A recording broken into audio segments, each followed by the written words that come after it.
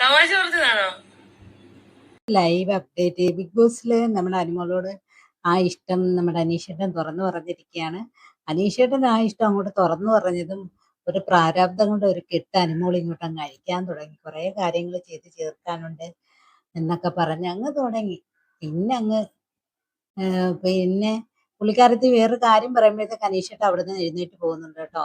ഗുരുവായൂർ അമ്പലത്തിൽ വെച്ച് കല്യാണം നടത്തണമെന്ന് ആഗ്രഹം ഉണ്ടെന്നുള്ള കാര്യം പുള്ളിക്കാരൻ പറയുന്നതും പുള്ളിക്കാരത്തി പറയുന്നതും അനീഷേട്ടൻ അവിടെ നിന്ന് എടുത്തിട്ട് പോവുകയും ചെയ്യുന്നുണ്ട് കേട്ടോ.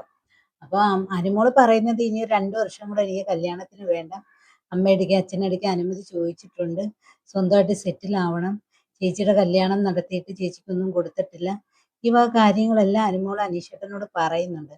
അത് കേട്ടതും അനീഷേട്ടൻ ആക്ച്വലി പിന്നെ പുള്ളിക്കാരൻ ഇഷ്ടത്തോടെ തന്നെയാണ് പറഞ്ഞിരിക്കുന്നത് കേട്ടോ, അത് നമുക്ക് മനസ്സിലാവുന്നുണ്ട്. പെട്ടെന്ന് തന്നെ അനുമോള് തന്റെ കല്യാണത്തെ കുറിച്ചുള്ള ആഗ്രഹം അവിടെ പറയുന്നുണ്ട്.